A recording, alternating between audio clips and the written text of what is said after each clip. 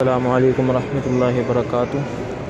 ये देखें जी, आज एक बहुत ही लंबे अरसे के बाद लाहौर स्टेशन पर आना हुआ है।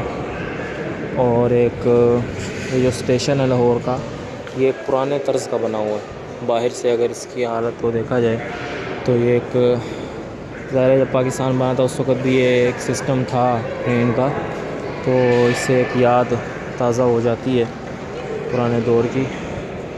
तो